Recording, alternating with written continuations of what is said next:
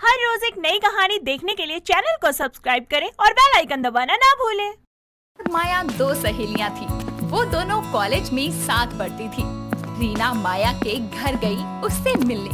वहाँ पर रीना को बहुत ही तेज भूख लगी तो उसने माया को कहा, यार माया, अचानक मुझे बहुत भूख लग गई, तो तुम कुछ खाने को दोगी? हाँ, ये भी कोई कहने की बात है। तुम बस 2 मिनट रुको, मैं अभी आई। अरे यार, पर तुम कहाँ चली? तुम बस 2 मिनट इंतजार करो, मैं अभी आई। माया रसोई से प्लेट में मैगी बनाकर लाते हुए कहती है, लो रीना, खा लो। अरे ये क्या बना लाई तुम इतनी जल्दी?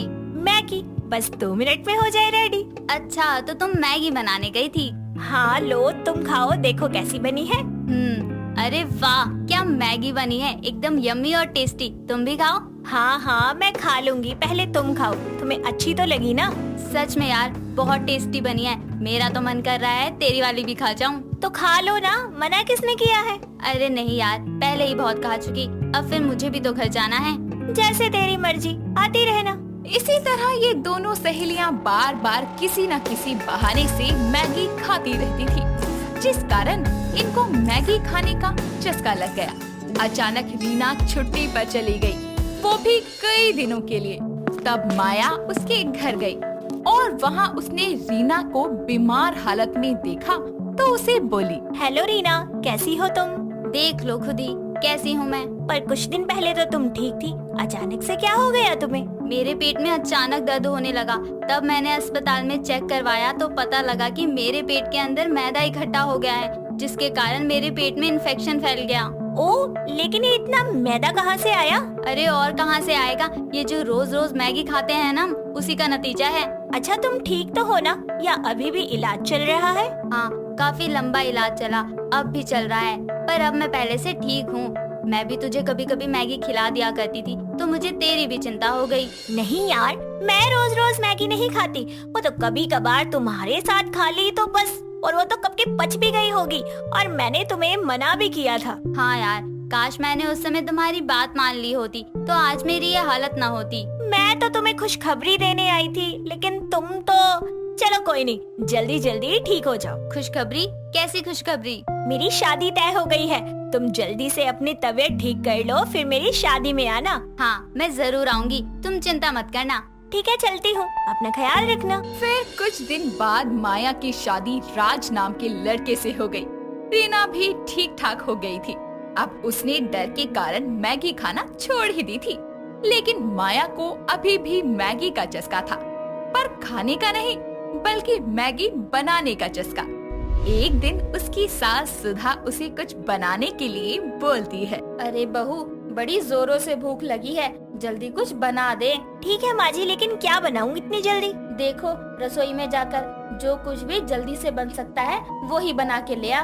ठीक है माँ जी, लाती हूँ। रसोई में मैगी देखकर माया कहती है, अरे वाह मैगी, यही बना देती हूँ 2 मिनट में। माया सबके लिए मैगी बनाकर बाहर ले आती है और सुधा और राज को खाने को देती है। मैगी खाने के बाद सुधा बोलती है, अरे बहू, तुमने तो बड़ी जल्दी और टेस्टी मैगी बना ली, हमसे तो कभी ऐसी नहीं बनती। ऐसा क्या डाला है तुमने इसमें? अरे माँ जी, कुछ खास नहीं, मैंने इसमें अलग से मैगी मसाला डाला था और हरी सब्जियाँ भी। अरे हाँ, सच में बहुत अच्छा बनाया तुमने। शुक्रिया माँ जी, मुझे मैगी सबको बनाकर खिलाने में और खुद खाने में बड़ा मजा आता है। इस तरह से माया ने अपने घर में भी सबको मैगी बनाकर खिलाई और साथ में ये भी बताया कि वो और उसकी सहेली रीना किस तरह मैगी के दीवाने थे और कैसे बीमारी के बाद से रीना मैगी के नाम से भी डरने लगी। ये सुनकर राज बोलता है, हमें उसके मन से ये मैगी का डर निकालना ही होगा। लेकिन कैसे? तुम उसको किसी बहाने से घर पर बुलाओ। अरे बहाना कैसा? क्यों ना जन्मदिन पर ही बुला लिया जाए उन्हें हमारे यहाँ। मेरा जन्मदिन? हाँ यार, मैं तो भूल ही गया, लेकिन तुम्हें याद था। और क्या, कैसे भूल सकती हूँ मैं इस खास दिन को। इस तरह माया और राज ने रीना को अपने घर पर इनवाइट करने का प्लान बनाया, जिसके बाद माया रीना के घर जाकर बोलती है, हेलो रीना, कैसी हो तुम? हेलो, मैं ठीक हूँ, तुम कैसी हो? हाँ, मैं भी अच्छी हूँ, तुम्हारी तबीयत कैसी है? अब तो मैं ठीक हो गई हूँ, काफी दिन जो हो गए हैं। ओह, ये तो बहुत अच्छी बात है, अब तो तुम आसानी से इधर उधर जा सकती हो ना? हाँ हाँ, क्यों नहीं। क्यों, कहाँ ले चल रही हो तुम मुझे? अपने घर पर, और कहाँ। अच्छा, पर क्यों, कुछ खास है क्या? हाँ यार, बहुत खास है, और इस खास मौके को और खास बनाने के लिए तुम्हें भी आना होगा। हाँ हाँ जरूर, पर कौन सा खास मौका है जिसके बारे में मुझे नहीं पता? कल राज का जन्मदिन है और तुम भी आ रही हो। अरे हाँ बाबा, हाँ आ रही हूँ, तुम चिंता मत करो। अच्छा ठीक है, अब मैं चलती हूँ, कल मिलते हैं। इस तरह से माया ने रीना को अपने घर आने के लिए मना लिया और रीना मान भी गई। अगले दिन माया ने जन्मदिन की सारी तैयारियां कर ली और रीना भी आकर उनके घर पर सबसे मिली। अभी तक किसी मेहमान को ना देखकर रीना बोलती है, अरे यहाँ तो कोई नजर ही नहीं आ रहा, कहाँ गए सब, कोई आया भी है कि नहीं? ये रहे हम, तुम्हारे अलावा हमने किसी को नहीं बुलाया, क्योंकि ये एक छोटी सी पार्टी है जिसमें हम सिर्फ 3 ही हैं। ओह, तो ये बात थी क्या? चलो अच्छी बात है, चलो करते हैं पार्टी। तीनों मिलकर राज का केक कट करवाते हैं और खूब डांस करती है, जिसके बाद माया बोलती है, चलो बहुत हो गई पार्टी शार्टी, अब खाना खा लिया जाए। हाँ हाँ जरूर, वैसे भी बहुत भूख लग गई अब तो मुझे। हाँ, बात तो सही कह रहे हो आप दोनों, तो अब खाना दो। खाने के साथ मैंने मैगी भी बनाई है, आप दोनों खाएंगे? हाँ मैगी, मैं तो जरूर खाऊंगा, मुझे तो बहुत पसंद है मैगी। लेकिन मैं तो नहीं खाऊंगी मैगी शैगी। पर क्यों यार, तुझे तो मैगी बड़ी पसंद थी। यार तुझे तो सब पता है ना, फिर भी मुझे मैगी खिला रही है। अभी तो ठीक हुई हूँ, फिर से बीमार नहीं पड़ना चाहती। हाँ हाँ, मैं जानती हूँ तुम्हारे साथ जो भी हुआ, लेकिन जो हुआ वो मैगी की वजह से नहीं हुआ। क्या मतलब, मैगी से नहीं हुआ तो फिर किससे हुआ? मतलब ये तुम्हारे मैगी खाने के तरीके से हुआ। जब दिल किया बस मैगी खा ली, कच्ची हो या पक्की, बस खाने से मतलब है। बात तो सही कह रही हो तुम माया, वरना अगर मैगी से कुछ होता तो हम सब भी तो बीमार होते ना, क्योंकि हम तो अक्सर ही मैगी खाते रहते हैं। वो कौन सी बातें? देखो रीना, तुम मैगी अब भी खा लेना, लेकिन कुछ बातों का ध्यान रखना। पर मुझे तो इतनी अच्छी लगने लगी थी कि मैं तो रोज ही खाने लगी थी और कच्ची भी खा जाती थी, तभी तो मैं इतनी बीमार पड़ गई। आगे से मैं इन सभी बातों का ध्यान रखूंगी। सबसे पहले तुम मैगी को अच्छे से पका लेना, कभी कच्ची मत खाना, और दोबारा जब भी मैगी खाना तो 10-15 दिन के बाद खाना। रोज रोज मैगी खाना अच्छा नहीं है। इस तरह से माया और राज रीना के मन में जो मैगी का डर था उसे भी बाहर निकाल देते हैं और उसे मैगी खाने का सही तरीका और समय के अंतराल का भी बताते हैं। और अब रीना फिर से मैगी खाने लगी थी। ऐसे ही एक बार सुधा की सहेली विभा उनके घर पर आई थी। उसने माया के हाथ से बनी मैगी खाकर उसे सुझाव दिया, माया, तुम इतना अच्छा मैगी बनाने का गुण रखती हो तो व्यापार क्यों नहीं कर लेती मैगी से जुड़ा हुआ? मुझे कोई व्यापार नहीं करना, मुझे बस अपने हाथों से बनी मैगी को सबको खिलाने में खुशी मिलती है। अच्छा ही तो है, इसमें तुम्हारा मन खुश होता है और सबको मैगी खाने को भी मिल जाएगी। माया, मुझे तो तेरे हाथ की बनी हुई मैगी बहुत अच्छी लगी, मैंने तो तेरा नाम ही रख दिया। अच्छा आंटी जी, पर आपने नाम क्या रख दिया मेरा? मैगी वाली बहू, क्योंकि तुम व्यापारी नहीं हो ना बहू। अरे वाह, बहुत अच्छा नाम मिल गया तुम्हें। इस तरह माया की मैगी के हुनर ने सबका दिल जीत लिया और मैगी की आदत ना लगने की बात से उसकी समझदारी का भी पता चला। सुबह के 7 बजे मोहन गहरी नींद में सो रहा होता है। तभी उसके फोन की घंटी बजती है और उसकी गर्लफ्रेंड क्रिस्टल कॉल करती है। मोहन गहरी नींद में होने के कारण बिना कॉल देखे उठाकर बोलता है, हेलो, कौन? तेरी माँ। क्या यार मम्मी, सुबह सुबह चैन नहीं है? पापा पर आपका जोर नहीं चलता तो मेरी नींद खराब करने आ जाती हो। जाओ भी अब सोने दो। अगर 2 मिनट के अंदर तो नहीं उठाना तो तेरे माँ बाप की तो पहली और आखिरी गलती साबित होगा। ये है कौन सुबह सुबह? मोहन फोन में नाम देखता है तो अचानक से उठते हुए बोलता है, बेबी बेबी, सॉरी, मुझे लगा मम्मी का कॉल है। कमीने कहीं के, 7 बजे मुझे पार्क में बुलाकर खुद घोड़े बेच के सो रहा है। अरे तुझसे अच्छा तो मेरा एक्स था, कम से कम मुझे वेट तो नहीं करवाता था। सॉरी बेबी, वो अलार्म नहीं बजा। और यार तुम ये अपने एक्स की बात मत किया करो, फुकती है मेरी। अभी तो नहीं फूकी, लेकिन अब ज्यादा फूकेगी। अरे अगर 10 मिनट के अंदर तुम मुझे पार्क में नहीं मिले ना तो बेटा हैंड टू हैंड है ना ब्रेकअप कर लूंगी, और हाँ, अपने एक्स के पास चली जाऊंगी। बस बेबी, 5 मिनट में आ गया। मोहन एक अखंड सिंगल लड़का था जिसकी काफी मुद्दतों के बाद एक सुंदर और सुशील गर्लफ्रेंड, सॉरी सुशील ज्यादा हो गया, बस सुंदर गर्लफ्रेंड बनी थी जो उसको अपने बॉयफ्रेंड के नाम पर कुत्ता बनाकर रखती थी। लेकिन अपना मोहन तो एक नंबर का फट्टू इंसान था।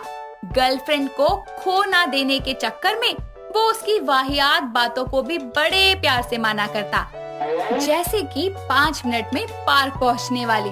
करीब 5 मिनट बाद मोहन कुत्ते की तरह हाँफता हुआ क्रिस्टल के पास जाकर बोलता है, आ गया बेबी, सॉरी तुमको वेट करना पड़ा। बेटा आज तो ऐसा कर दिया, लेकिन अगर दोबारा ऐसा किया ना तो मेरी तरफ से ब्रेकअप कंफर्म। नहीं बेबी, ऐसा दोबारा कभी नहीं होगा। हाँ हुआ तो ठीक है, फिर मेरा एक्स तो तैयार है। अरे उसके पास चली जाऊंगी, वो तो बस तुमसे प्यार करती हूँ इसलिए तुम्हारे साथ हूँ। हाँ, ये साले एक्स बने ही हमारे हिस्से के सुख भोगने के लिए हैं। क्या कहा तुमने? कुछ नहीं बेबी, मैं तो बस ये कह रहा था कि तुम अपने एक्स से अब भी बात करती हो क्या? तुम मुझ पर शक कर रहे हो? How mean! अरे तुम ऐसा सोच भी कैसे सकते हो कि मैं तुम्हें चीट कर रही हूँ? अरे तुम्हारे जैसी गंदी शक्ल वाले को कोई अपना कुत्ता ना बनाए, मैंने तो फिर भी अपना बॉयफ्रेंड बनाया है। हाँ बेबी, आई नो तुम मुझसे बहुत प्यार करती हो, तुम पर शक करने का तो कोई मतलब ही नहीं है। वो तो बस मैंने इसलिए पूछा क्योंकि तुम आजकल थोड़ा ज्यादा ही अपने एक्स की बात करने लगी हो। हाँ वो तो इसलिए क्योंकि 2 दिन पहले उसका कॉल आया था मेरे पास, बहुत गिड़गिड़ा रहा था, बेबी मेरी जिंदगी में वापस आ जाओ। लेकिन मैंने उसे मना कर दिया क्योंकि मैं तुमसे प्यार करती हूँ। उस साले की तो। क्या कहा? वो बेबी तुम बहुत अच्छी हो, इसलिए मुझे तुमसे इतना प्यार है। चलो अब जॉगिंग करते हैं। मोहन और क्रिस्टल साथ में जॉगिंग करते हैं, फिर दोनों अपने अपने घर चले जाते हैं। थोड़ी देर बाद जब मोहन फ्रेश होकर बाथरूम से बाहर आता है, तभी क्रिस्टल का कॉल आता है और वो जैसे ही कॉल उठाता है, क्रिस्टल उससे बोलती है, बेबी ये सुमित घर आ गया है और उसने अपने हाथ की नस काट ली। कौन सुमित? अरे मेरा एक्स, और कौन? ये कह रहा था कि अगर मैं इसकी नहीं हुई तो ये मर जाएगा, और इतना कहते ही इसने अपने हाथ की नस काट ली। अब ये मेरी गोदी में पड़ा है, मैं क्या करूं? तुम चिंता मत करो, मैं अभी आ रहा हूँ और तुम उसको गोद से नीचे उतारो। इस भरोसे वाले की तो मैं जान ले लूंगा। मोहन कच्छे और बनियान में ही नंगे पैर क्रिस्टल के घर जा पहुंचता है और वहां जाकर बेहोश हुए सुमित के हाथ पर पट्टी करके उसे सोफे पर पटकता हुआ बोलता है, साला नौटंकीबाज, नस भी ढंग से नहीं काटी। साले मर्द की औलाद था तो सच में काट लेता ना। कम से कम मरने के बाद एक्स के पास चली जाऊंगी की धमकी तो नहीं मिलती। बेबी ये बच तो जाएगा ना? अरे हाँ, ये कुत्ते का पिल्ला इतनी जल्दी थोड़ी मरेगा। अरे ऐसे क्यों बोल रहे हो? बेचारे ने मेरे प्यार में आकर अपनी नस काट ली, अभी भी कितना चाहता है मुझे। कुछ चाहता वाता नहीं है, ये सब ड्रामे हैं इसके। ये तुमको खुश नहीं देख पा रहा मेरे साथ, तभी दुखी करने वापस आया है। मोहन के इतना बोलने पर क्रिस्टल कुछ कहती इससे पहले ही सुमित को होश आ जाता है और वो अपने सर पर हाथ रखते हुए बोलता है, मैं कौन हूँ? मैं कहाँ हूँ? सुमित की ये बात सुनकर क्रिस्टल उससे बोलती है, बेबी लगता है इसकी याददाश्त चली गई। नस काटने से किसी की याददाश्त कैसे जा सकती है? क्रिस्टल तुम यहाँ गई नहीं अभी तक घर? अरे मैं तुमको तुम्हारे घर छोड़कर तो आया था, फिर तुम यहाँ कैसे? और तुमने ये न्यू ईयर पार्टी की ड्रेस बदल भी ली, और ये बंदा कौन है? बेबी इसकी याददाश्त तो गई है लेकिन पूरी नहीं गई। इसे अभी भी हमारा रिलेशनशिप याद है, और वो भी न्यू ईयर तक। इसीलिए इसकी याददाश्त वापस ना आने तक हमें झूठा नाटक करना होगा। क्यों? अरे पर क्यों? सच बता के साइड करो ना। बता दो इसको कि तुम्हारा इससे ब्रेकअप हुए 6 महीने हो चुके हैं। अरे नहीं बेबी, कहीं इसे ज्यादा बड़ा सदमा लग गया और ये यही मर गया तो हम दोनों क्या करेंगे? नहीं नहीं, इसकी हालत थोड़े दिनों में ठीक हो जाएगी, तब तक हम ड्रामा करेंगे। क्रिस्टल को एक अनजान लड़के के साथ खुसर पुसर करता देखकर सुमित बोलता है, बेबी ये गंदी सी शक्ल का बंदा कौन है? तुम्हारा कोई न्यू ड्राइवर है? वो ये मेरा नया नौकर है, आज ही रखा है मैंने इसे काम पर। मोहनलाल जाओ साहब के लिए कुछ खाने को लाओ। हाँ वैसे भी तेरा नौकर हूँ, आज नाम भी दे दिया तूने। जी मालकिन, इस कुत्ते के लिए हड्डी लाता हूँ। क्या बोला बे? मेरा मतलब साहब दूध लाता हूँ। मोहन रसोई की तरफ बढ़ता ही है, इतने में ही सुमित क्रिस्टल से बोलता है, बेबी मेरे गाल पर दर्द हो रहा है, तुम हर बार की तरह किसी करके ठीक कर दो ना। ये सुनते ही मोहन रसोई से भाग कर आता है और सुमित को एक जोरदार थप्पड़ मारता हुआ बोलता है, साहब अब कैसा है दर्द? हमारे गांव में जब भी किसी के गाल पर दर्द होता था हमको ही बुलाते थे। एक झापड़ में सालों पुराना गाल का, सर का और दिल का सब दर्द दूर कर देते थे। अब भी दर्द हो रहा है तो और लगाऊं? नहीं नहीं, इतना ठीक है, अब तुम जाओ। ठीक है साहब। बेटा अब अगर मेरी गर्लफ्रेंड के साथ कुछ ऐसा वैसा करने की सोची भी तो तेरे गाल लाल कर दूंगा। सुमित याददाश्त जाने के बाद क्रिस्टल के करीब जाने की कोशिश करता। कभी उसके साथ मूवी देखना, कभी उसके साथ घूमने जाना। वो कोई ना कोई बहाना करके क्रिस्टल के पास रहने लगता है, लेकिन मोहन भी उसे पूरी तरह अपने इरादे में कामयाब नहीं होने देता था।